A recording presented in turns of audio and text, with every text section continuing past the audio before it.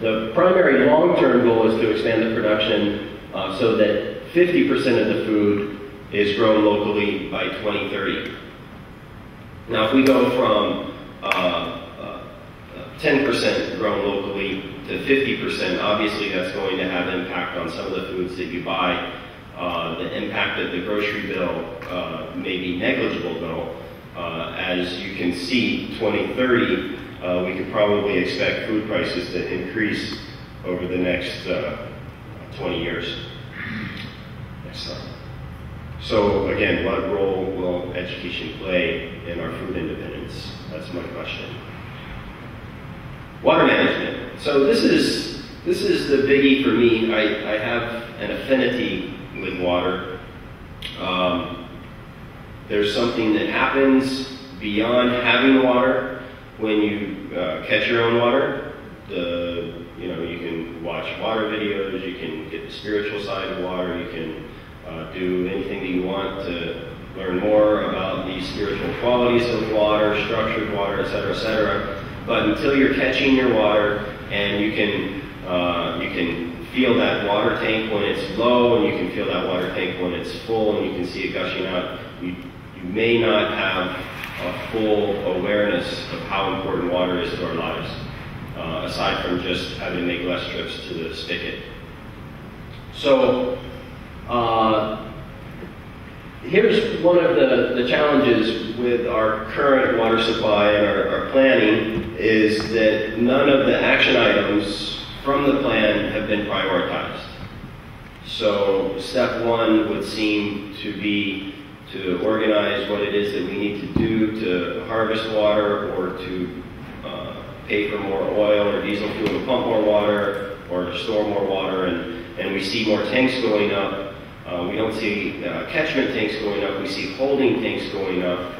And then step two might be to prioritize that list, which hasn't been done yet, even though we're in a drought. Now, the reason I'm so happy that you got to see the rainwater harvesting video in India is because they're dealing with 3 to 6 inches of rain per year, and they have an abundance of water.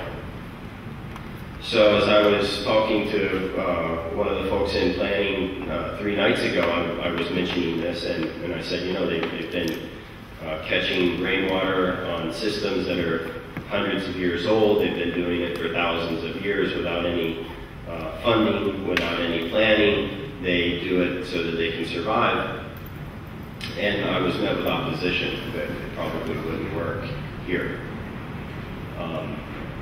And again, it's probably the way that I present the information. I'm not a change management expert. I don't necessarily know how to come to a place and convince people to do it any differently than they've done it for hundreds of years.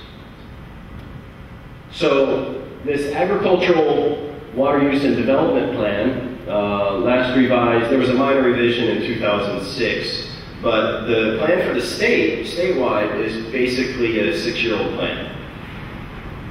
When you go into the documents and you research this, you find that the document that we're living by now is a 6-year-old plan. Next slide. So this is a big one. I'll break it down for you.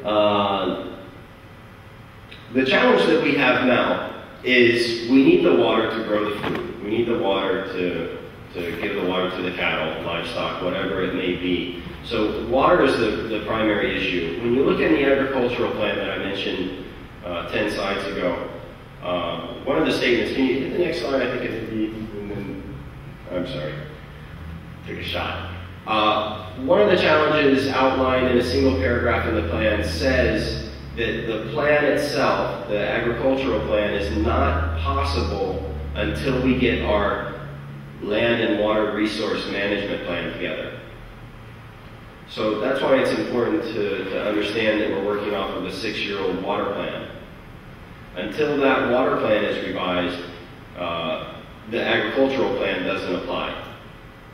So until we get our systems fixed, in Kohala, for example, after the earthquake, until we get systems up and down the Hamakua coast that are working effectively, We don't necessarily have an agricultural plan that has a possibility of working, and that's stated in the agricultural plan. So, welcome to my world. I'm still adamant about creating a workforce that's capable of doing these jobs. I still believe that with awareness and in education that we can overcome all of these obstacles. Simply in the case of water, building large reservoirs higher than where we need to use the water, gravity feeding those into the holding tanks that we're already building. I think we can create an unlimited water supply. And other impediments to creating green jobs, a greener economy, is developing these local career ladders, which didn't exist a couple of years ago. They do now, as I showed from that Pathways Out of Poverty application that we put together, and we shared that with workforce investment boards, and we're now helping businesses to understand what a green economy can mean for them. And I won't say, luckily the economy has taken a turn, but I will say that businesses are listening now more than they were 2 and 3 years ago, as they shuffle to find things to attract new customers and reduce costs. One of those things that they're most interested in right now is the internet. We found in our last series of classes in YNAD that we taught that we had more students in our first internet online marketing class to teach small business owners how to use those tools than we did in all of our sustainability classes combined. So the other thing is to involve the local trade organizations. My opinion is that they're still fascinated with the term green. Sustainability is working its way into those events and the things that they're doing. So again, what role will education play? It's challenging to teach students this, but we're working on that in 2011. This year we're working with junior achievement. Next year we'll get our classes into some of the K through 12 and high schools. Next one. Okay, right there. So, I'm going to take you on a little turn. I promised there would be a couple of turns. And so, the other question, aside from what role will education play, is what about the machine? So, we use machines all the time. In fact, when many of you leave today, you'll hop in a machine, drive 50 miles an hour. You'll let that machine take you home with a couple of foot pedals and a steering wheel, and you will believe you're in control. So that's fabulous. Next slide.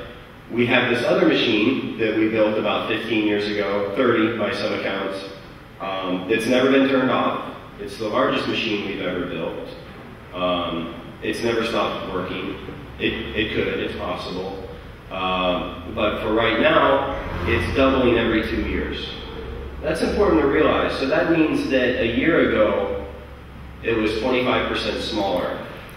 You can put your finger on the pulse of this machine as it grows by doing Google searches.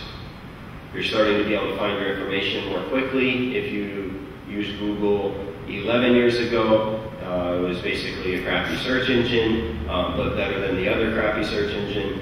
And now 11 years later, Google has expanded into a form of artificial intelligence, whereby you can query it. You can ask questions directly into a small, simple box, and you can get answers or sources of answers for just about anything that you need to know. In fact, for the first time ever in human existence, anything that we dream right now, we can actually create.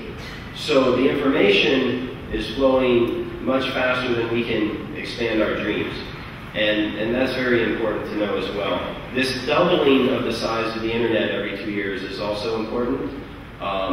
When you measure the internet, its size, its memory capacity, its speed, its storage capacity, what we believe right now is it's about the size of one brain. one human brain.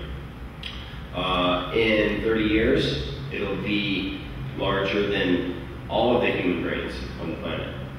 So that's important to consider. Here we've got this machine that in 30 years is going to be larger, faster, smarter than all the brains on the planet.